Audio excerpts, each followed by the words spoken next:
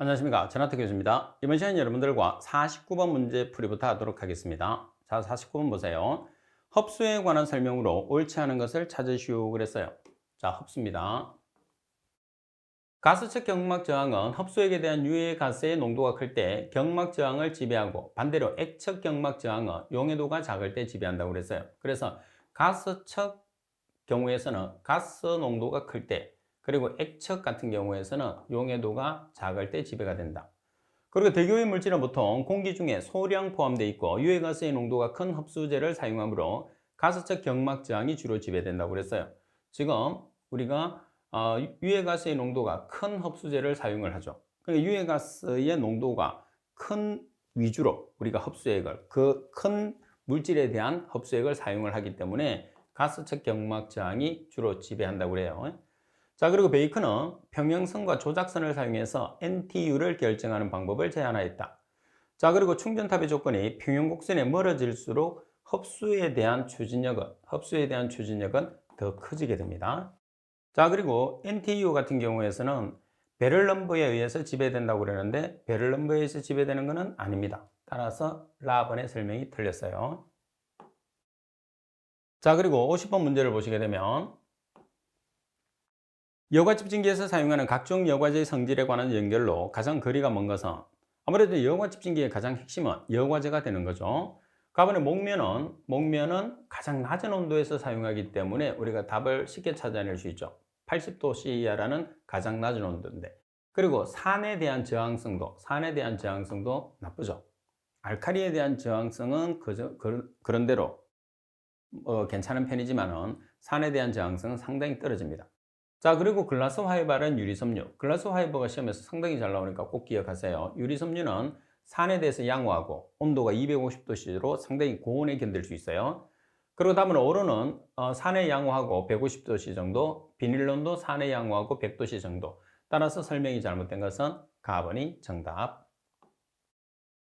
자, 그리고 51번 문제를 보도록 하겠습니다. 51번에 보시게 되면 직경이 15cm인 원형관에서 척류로 흐를 수 있게 임계 레이놀드 수가 2100으로 할 때 최대 평균 유속을 계산하시오 그랬어요. 그러면 자, 우리가 레이놀드 수를 계산했을 때 레이놀드 수는 점성계수분의 dV로, 운동 점성계수분의 dV로 표현하죠. 자, 여기서 dV로라는 것은 관성력, 마이크로라는 것은 점성력으로 표시를 해요. 근데 지금 여기에서는 뮤라는 운동 점성 계수가 있기 때문에 이 식을 쓰는 거죠. 따라서 1.8 곱하기 10의 마이너스 6성 미터의 제곱 퍼 세컨 분의 직경이 지금 얼마죠? 15cm니까 0.15m. 자, 그리고 속도, 우리가 속도를 계산을 해요. 그러면 레이놀드 수가 지금 얼마로 주어졌어요? 지금 레이놀드 수가 2100. 그러면 따라서 속도라는 V를 계산하면 미터 퍼 세컨가 나오죠? 여기 얼마를 곱하죠? 10의 2승을 곱해. 그러면 센치 퍼 세컨으로 환산이 되는 거죠. 따라서 계산하면 나번이라는 값이 나오게 됩니다. 자, 계산은 여러분들 여기 있는 풀이를 보고 해주시면 되겠죠? 자, 그리고 52번 문제를 계속해서 보도록 하겠습니다. 자, 52번. 자, 덕트를 설계를 했을 때, 덕트는 우리가 후드로 연결되어 있는 관을 덕트라고 해요. 주요 원칙으로 거리가 먼 것은 가만히 공기가 아래로 흐르도록 하향 구배를 만듭니다.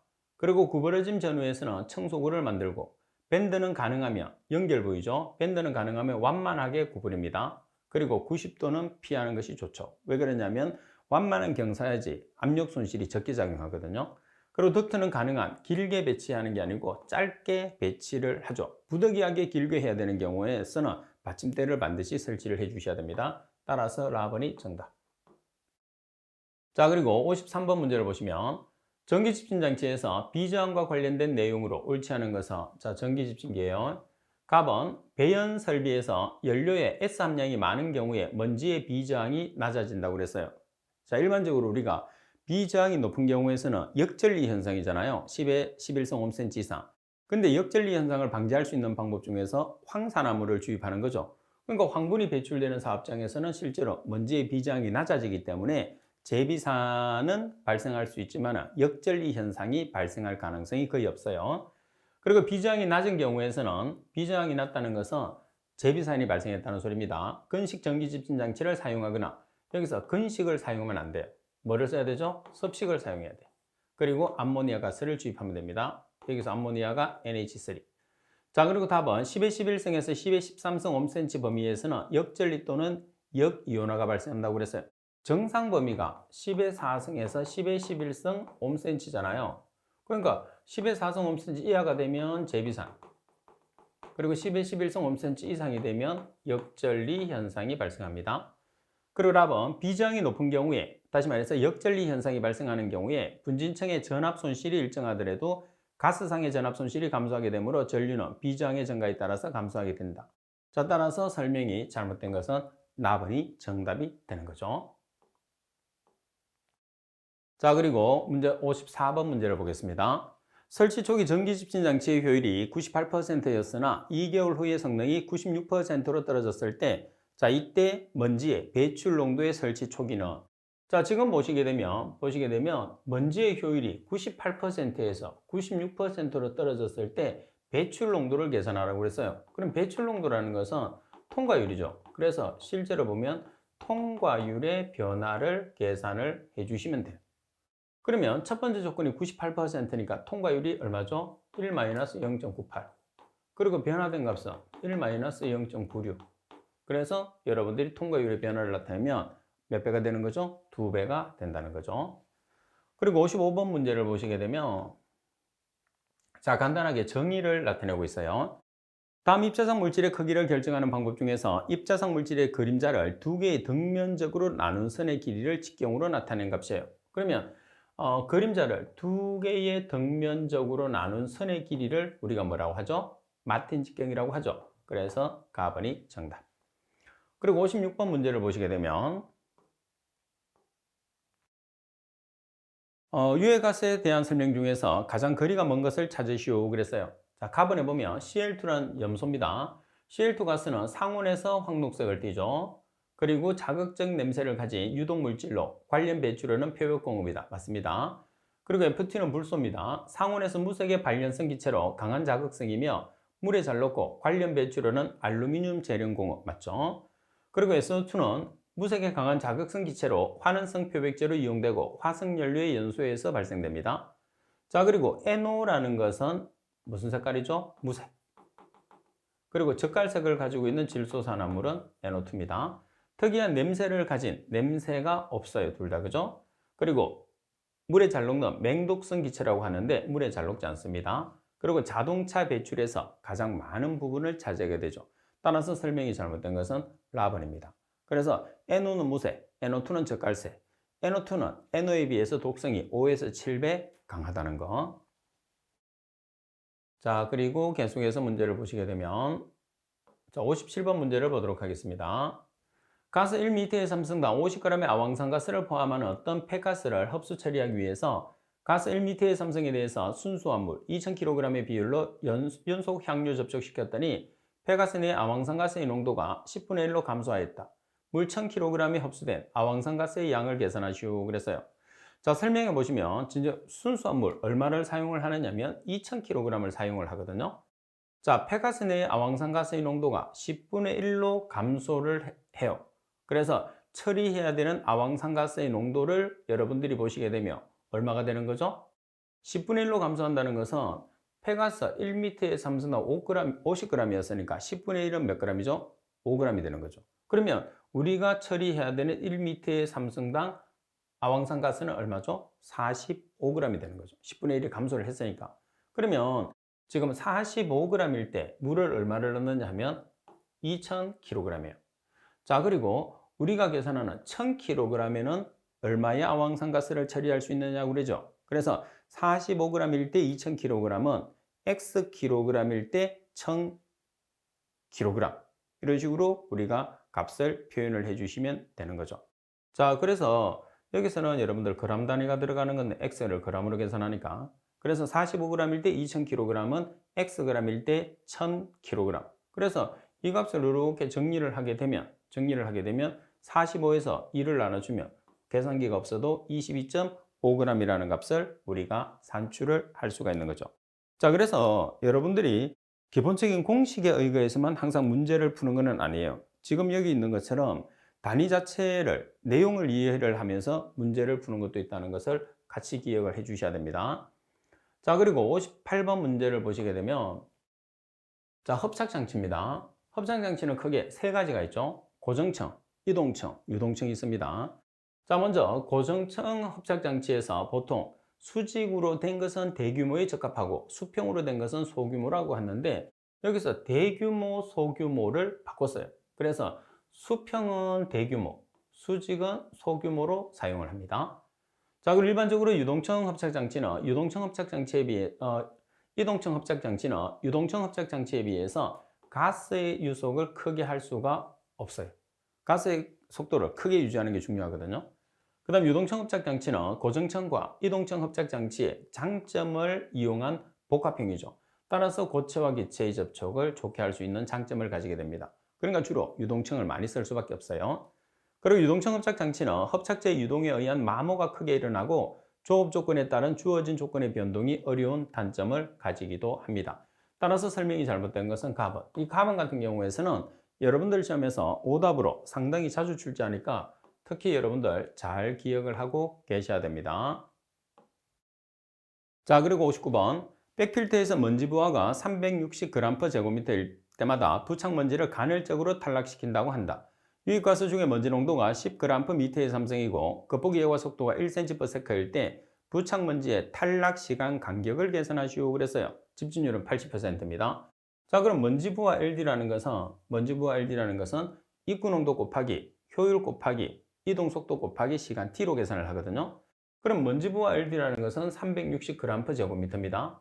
자, 그리고 먼지의 농도는 여기서 CI는 10g/m의 삼성이에요. 제거 효율은 80%니까 0.8을 곱하면 되겠죠? 자, 그리고 이동하는 속도는 1cm/s니까 얼마가 되는 거죠? 0.01m/s를 대입하시면 돼요. 따라서 t에 대한 시간으로 정리를 해서 계산하면 4500초가 나왔어요. 근데 문제 조건에서는 뭘로 계산하는 거죠? 아워. 그럼 1시간은 몇 초? 1시간은 3600초. 따라서 마지막으로 시간 단위를 여러분들이 보정하시게 되면 1.25 아워라는 값이 나오게 되는 거죠. 그래서 항상 마지막에서 정답에서 계산하는 문제는 정답에서 요구하는 단위가 어떤 단위인지를 반드시 여러분들이 확인을 해 주셔야 됩니다. 자, 그리고 60번 원심력 집신장치 사이클론을 이야기합니다. 압력 손실의 감소 원인으로 가장 거리가 먼 것은 자, 압력 손실의 감소 원인입니다. 자, 가번 장치 내의 처리가스가 선회되는 경우 그 다음 호퍼 하단 부위에서 외기가 누입되는 경우 그리고 외통부의 접합부 불량으로 함진가스가 누출되는 경우 그리고 내통이 마모되어서 구멍이 뚫려서 함진가스가 바이패스 될 경우 이 세 가지에서 우리가 주로 발생을 하죠. 여기서 이제 가번이 정답이 되는데 가번은 우리가 베인의 마모다 이렇게 나타낼 수 있어요. 베인이라는 것은 날개죠, 날개. 그래서 베인의 마모에 의해서도 압력 손실이 감소될 수 있기 때문에 가번이 정답이다 이렇게 보시면 됩니다. 자, 그리고 61번 문제를 보시게 되면 다음 실험의 기재 및 용어에 관한 설명이다. 갈로 안에 알맞은 것을 찾으시오 그랬어요. 자, 우리가 적시라는 것은 몇 초? 적시는 30초. 자, 그리고 진공이라고 하면 감압 또는 진공이라고 하면 15mm HG H2O가 아니죠? HG. 그래서 라번이 정답. 자, 그리고 62번 문제를 보시게 되면 굴뚝 배출가스 중에서 사이아나수소를 자외선 가시선 분광법 4피리딘 카르복실산 피라졸론법으로 분석 시에 흡수액을 찾으시오 그랬어요. 자, 사이아나 수소에서 흡수액은 뭐가 되나요? 흡수액은 수산화소듐이죠. 20g/L의 농도를 가지는 수산화소듐 용액입니다. 자, 붕산 용액은 풀이 있는 것처럼 암모니아의 흡수액으로 주로 사용하죠. 과산화수소 용액은 황산화물, 그리고 아연아민 착염은 황화수소의 흡수액으로 우리가 주로 사용하게 됩니다. 따라서 답은이 정답. 자, 그리고 63번 문제를 보시면 대기오염 공정시험 기준상 굴뚝 배출가스 중에서 플로린화 수소산을 연속적으로 자동 측정하는 방법은 플로린화 수소산이라는 것은 뭐죠? HF를 뜻합니다. 가번에 자외선 형광법, 이온 전극법, 다번에 적외선 흡수법, 라번에 자외선 흡수법이에요. 그러면 여기서 보시면 분석 방법이 있어요. 그리고 자동연속 측정 방법이 있습니다. 분석 방법에서는 자외선 가시선 분광법, 그리고 적정법, 이온 선택 전극법 세 가지가 있어요. 우리가 이제 항목에 있는. 반면에 자동연속 측정법은 뭐가 해당하느냐면 이온 전극법이 자동연속 측정법에 해당해요. 그래서 분석법을 여러분들이 체크하는 사람이 많거든요. 조심을 해야 됩니다. 따라서 63번의 납은 이온 전극법이 정답이에요. 두 가지를 반드시 기억을 해야 됩니다. 자, 그리고 64번 문제를 보시게 되면 다음 굴뚝 배출가스 중에 이황화탄소의 분석 방법에 관한 설명이다. 갈로에 알맞은 것을 찾으시오 그랬어요. 자외선 가시선 분광법은 다이에틸 아민쿠리 용액. 그러면 다이에틸 아민쿠리 용액이 뭐가 되는 거죠? 흡수액이 되는 거예요. 흡수. 자, 시료가스를 흡수시켜서 생성된 다이에틸 다이사이오카밤산 구리의 흑광도를 기억의 파장에서 측정한다고 그랬어요. 435나노미터죠.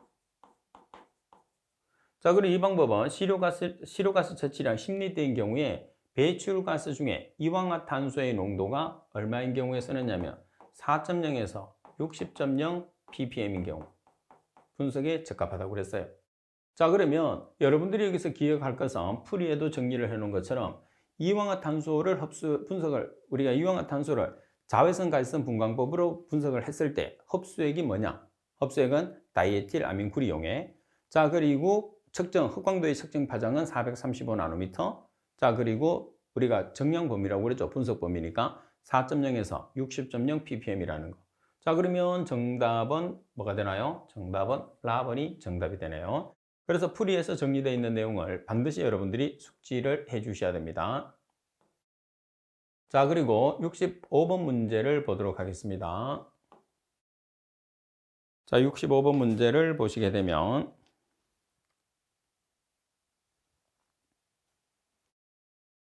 자외선 가시선 분광법에서 설명으로 옳지 않은 것은 가번의 시료 물질 등의 적당한 시약을 넣어서 발색시킨 용액의 흑광도를 측정하여 시료 중에 목적 성분을 증량하는 방법으로 파장이 200나노미터에서 1200나노미터의 액체의 흑광도를 측정한다. 맞습니다. 200에서 1200나노미터의 액체입니다. 가번은 일반적으로 광원으로 나오는 빛을 단색화 장치 또는 필터에 의해서 좁은 파장 범위의 빛만을 선택해서 액청을 통과시킨 다음 광전 측광으로 흑광도를 측정해서 목적 성분의 농도를 증량하는 방법입니다. 그래서 좁은 파장 범위. 그리고 답안에 보시게 되면 두강도의 강도 나누기 입사광의 강도를 두가도라고 한다 이렇게 나와 있어요. 그럼 여기서 두강도와 입사광이라는 게 뭐예요? 입사광은 I0, 두사광은 IT를 뜻하거든요. 그럼 우리가 두가도라는 것은 입사의 강도분의 두사의 강도를 우리가 두가도라고 그래요. 그 다음에 흑광도를 나타내게 되면 자, 두가도 역수라는 것은 IT분의 I0를 뜻하는 거죠. 여기에 상용대수 로그를 취한 값을 이야기를 하게 되는 거죠. 그죠? 여기서 역수라는 것은 이렇게 표현해야 되겠네.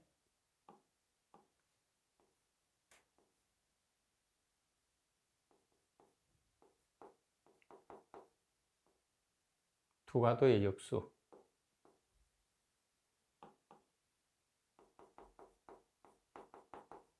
이렇게. 그래서 조금 전에 표현된 게 맞네요. 로그 IT분의 I0. 그죠? 자, 그래서 답안은 설명이 반대가 됐어요. 자, 그래서 두사광의 강도 나누기 입사광의 강도, 두가도. 그리고 두가도 역수의 상용대수를 취한 값을 여기는 두가도의 상용대수를 취했다고 되어 있잖아요. 두가도 역수의 상용대수를 취합니다. 그래서 답안이 틀렸어요. 자, 그리고 광원부나 파장선택부, 시료부, 척광부로 구성되어 있고 가시와 건적외부의 광원으로는 주로 텅스텐 램프, 반면에 자외부의 광원으로는 주로 중수소 방정관을 사용하게 되는 거죠. 자, 따라서 답안이 정답입니다. 그래서 흑광도에 대한 정의를 묻는 문제입니다. 그리고 66번 이온 크로마토그래피에 대한 설명으로 틀린 것을 찾으시오 그랬어요. 가번의 분리관의 재질은 용액 및 시료액과 반응성이 큰 것을 선택하며 스테인리스관이 널리 사용된다고 그랬어요. 자, 우리가 반응을 하면 되나요 안 되나요? 반응성이 없는 것들을 우리가 사용돼야 되겠죠. 그래서 주로 에폭시 수지관이나 유리관을 주로 많이 사용하게 되는 거죠. 따라서 가번이 정답입니다. 그리고 답은 용리액젓은 일반적으로 폴리에틸렌이나 경질 유리제를 사용한다. 답은 송액병풀은 일반적으로 맥동이 적은 것을 사용한다. 답은 금출기는 일반적으로 전도도 금출기를 많이 사용하고 그 외에 자외선, 가시선 흡수 금출기, 그리고 전기화학적 금출기, 따라서 사용 목적에 따라서 분석되는 물질에 따라서 우리가 금출기를 다르게 사용할 수도 있다는 그런 뜻이 됩니다. 자, 그리고 67번 문제를 보시게 되면 다음 중에서 비분산행 제외선 분석기의 성능 기준이다. 갈로에 알맞은 것을 찾으시오 그랬어요. 제로 조정용 가스를 도입하여 안정된 후에 유로를 스팸 가스로 바꾸어 기준 유량으로 분석기에 도입하여 그 농도를 눈금 범위 내에 어느 일정한 값으로부터 다른 일정한 값으로 갑자기 변화시켰을 때 스텝 응답에 대한 소비 시간은 얼마죠? 1초 이내. 자, 그리고 이때 최종 지시체에 대한 90%의 응답을 나타내는 시간은 40초 이내예요. 따라서 1초와 40초가 되니까 라번이 정답이죠. 특히 여러분들 비분산형 제외선 분석기에서 성능에 관계되는 내용은 우리가 기억하기는 좀 어려운 부분이지만 시험에서는 상당히 자주 출제되기 때문에 여러분들이 다시 이론편에서 한 번 더 정리를 할 수 있도록 하십시오. 자, 그리고 68번 문제를 보시게 되면 원자 흡수 분광 광도법에 사용되는 용어의 정의로 옳지 않은 것은, 자, 답은 분무실입니다. 분무기와 함께 분무된 시료에게 밀입자를 더욱 미세하게 해주는 한편 큰 입자와 분리시키는 작용을 합니다. 큰 입자와 분리시키는 작용. 자, 그리고 선 프로파일이라는 것은, 선 프로파일은 파장에 대한 스펙트럼의 강도를 나타내는 곡선입니다. 파장에 대한 스펙트럼선의 강도. 자, 그리고 예혼합 번호라는 것은 가연성 가스와 조연성 가스. 가연성 가스라는 것은 타는 성분, 조연성 가스라는 것은 타는 것을 도와주는 성분이죠. 시료를 분무실에 혼합시켜서 불꽃 중에 넣어주는 방식의 번호를 이야기를 합니다. 자, 그리고 라번에 보시게 되면, 자, 근접선의 정의를 보시면 근접선이라는 것은 원자가 외부로부터 빛을 흡수했다가 다시 먼저 상태로 되돌아갈 때 방사하는 스펙트럼선이라고 나와 있는데, 그게 아니라 뭐죠? 목적하는 스펙트럼선에 가까운 파장을 갖는 다른 스펙트럼선을 근접선이라고 이야기를 해요. 따라서 정의가 잘못된 것은 라번이 정답이 되는 거죠. 자, 그리고 69번 문제를 보시게 되면, 자, 비산먼지의 농도를 구하기 위해서 측정한 조건 및 결과가 다음과 같을 때 비산먼지의 농도를 계산하시오 그랬어요. 그럼 비산먼지의 농도를 mg per s/m의 삼성으로 계산하라고 하죠. 그러면 측정치가 두 개가 있거든요. 그래서 큰 값에서 작은 값을 빼요. 자, 큰 값에서 작은 값을 뺍니다. 자, 그런 다음에 또 뭐가 있느냐 하면 풍량의 보정계수와 풍속의 보정계수 두 개가 있어요. 그래서 큰 값에서 작은 값의 농도를 뺀 다음에 풍량과 풍속의 보정계수를 곱해 주시면 돼요. 근데 문제 조건에서 보시면 조건이 주어져요. 풍량이 45도 이상 90도 변할 때, 풍속은 0.5m/s 미만 또는 10m/s 이상이 되는 시간이 전체치 시간의 50% 이상이고, 이 조건이 뭐냐 하면 시료를 채취하지 않는 조건이죠. 시료는 바람이 너무 약할 때, 바람이 너무 강할 때 시료를 채취하지 않습니다. 그래서 풍량이나 풍속의 보정계수는 여러분들이 조건으로 주니까 조건 자체를 잘 기억을 해 주셔야 돼요. 그러면 풍량이 45도에서 90도로 변했을 때의 보정계수는 얼마죠? 1.2. 그리고 50% 이상일 때도 1.2. 따라서 5.8에서 0.17을 뺀 다음에 1.2를 각각 곱해 주시면 우리가 계산할 수 있는 미세먼지 농도는 8.11mg/s/m의 삼성이 나오게 되는 거예요. 자, 팁에 보시게 되면 여러분들이 꼭 알아야 되는 보정계수들이 설명이 되어 있습니다. 꼭 기억하세요. 자, 먼저 풍량에 대한 보정계수와 풍속에 대한 보정계수인데, 지금 여러분들이 여기서 지금 보시게 되면 90도 이상이에요. 주풍량이. 그럼 1.5.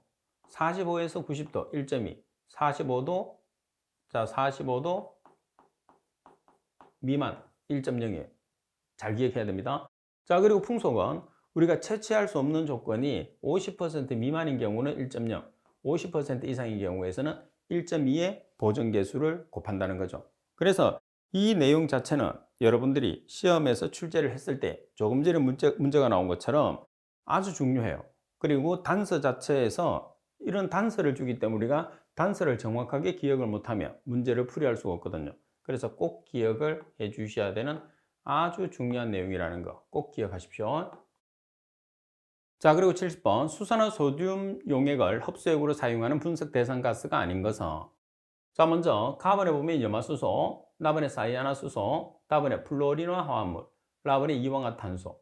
자, 우리가 이황화탄소는 흡수액을 이론에서도 중요하게 다뤘기 때문에 알고 있을게요. 뭐죠? 다이에틸 아민 구리 용액이죠. 그러니까 수산화소듐이라는 NaOH 용액을 사용하지 않는 것은 라번의 이황화탄소가 정답이 되는 거죠. 자, 그리고 71번 문제를 보도록 하겠습니다. 71번을 보시면 기체 크로마토그래피에 관한 설명으로 옳지 않은 것은 가번의 기체 시료 또는 기화한 액체나 고체 시료를 운반가스에 의해서 분리, 관내 전개 응축시켜 액체 상태로 각 성분을 분리 분석한다. 자, 여기서 뭐가 잘못됐죠? 자, 먼저 기체는 그대로, 그리고 고체와 액체는 기화를 시켜서 운반가스에 의해서 분리 관내로 전개를 시켜요. 그런 다음에 우리가 지금 장치가 보면 기체 크로마토그래피죠. 그럼 기체 상태로 분석을 해야 되나요? 아니면 액체나 고체 상태로 분석을 해야 되나요? 지금 여기서 고체하고 액체 같은 경우는 기화를 시켰잖아요. 기체를 시켰기 때문에 기체 상태의 시료로 분석을 해야 된다는 거죠. 그래서 여기 보시면 액체 상태가 아니고 기체 상태라는 게 핵심이에요. 그래서 틀렸어요. 자, 일반적으로 대기에 무기물 또는 유기물의 정성이나 정량, 다시 말해서 성분이나 질량 분석을 할 수 있다는 거죠. 그리고 답은 일정 유량으로 유지되는 온방가스는 신호 도입으로부터 분리관내를 흘러서 검출기를 통해서 외부로 방출이 됩니다. 답은 신호 도입으로부터 기체, 액체 또는 고체 시료를 도입하면 기체는 그대로 사용합니다. 반면에 액체나 고체는 가열을 시켜서 기화를 시킨 다음에 운반가스에 의해서 분리관내로 주입을 시켜서 분석을 하게 되는 거죠. 결론적으로 기체 크로마토그래피 같은 경우에서는 우리가 시료를 기체로 포집을 하든 액체로 포집하든 고체로 포집을 하든 기체 상태로 분석을 해야 된다는 게 가장 핵심이 되는 거죠. 자, 따라서 가번이 정답이 됩니다. 자, 그리고 72번 문제를 보도록 하겠습니다. 자, 72번 문제를 보시게 되면 분석 대상 가스별 흡수액으로 잘못 짝지어진 것을 찾으시오 그랬습니다. 흡수액입니다. 가번에 암모니아는 붕산용액, 농도는 5g/L 맞습니다. 가번에 비소는 수산화소듐용액, 질량 분율 4% 맞죠? 가번에 브로민 화합물은 수산화소듐용액 4g/L. 가번에 질소산화물은 수산화소듐용액. 우리가 질소산화물 같은 경우에서는 자동 측정법하고 또 뭐가 있어요? 아연화는 나프텔 에틸렌 다이아민법이 있죠. 그래서 아연화는 나프텔 에틸렌 다이아민법은 황산을 사용합니다. 흡수액으로서. 따라서 라번이 정답이 되는 거죠. 자, 그리고 73번 문제를 보겠습니다. 화학 분석 일반 사항에 관한 설명으로 옳지 않은 것을 찾으시오. 1억 분율은 ppm이 아니고 뭐예요? 1억 분율은 ppb가 되는 거죠. 자, 그리고 10억 분율은 ppb로 표기를 1억 분율은 뭐예요? pphm. 그리고 10억 분율은 ppb. 그래서 이 두 가지가 서로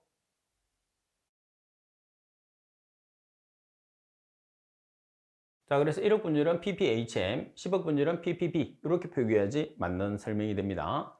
자, 그리고 실온이라는 것은 1에서 35도씨, 참고선 0에서 15도씨, 그리고 냉후라고 하면 어디까지? 실온까지 냉각된 상태. 자, 그리고 1에서 2, 1에서 5라고 하면 우리가 용질은 고체일 때 1g, 액체일 때는 1ml를 우리가 용매를 부어서 전량을 얼마로 하는 거예요? 화살표가 있으면 화살표 오른쪽에 있는 값이 전체의 양이 되는 거죠. 자, 따라서 설명이 잘못된 것은 가번. 우리가 용의의 기호가 잘못됐습니다. 자, 그리고 74번 문제를 보시게 되면 배출가스 중에 폼알데하이드를 정량했을 때 쓰이는 흡수액은 폼알데하이드의 흡수액을 묻는 문제입니다. 답은 아세틸 아세톤 함유 흡수액, 답은 아연아민 차계음 함유 흡수액, 답은 질산암모늄 플러스 황산 1플러스, 답은 수산화소듐용액이에요.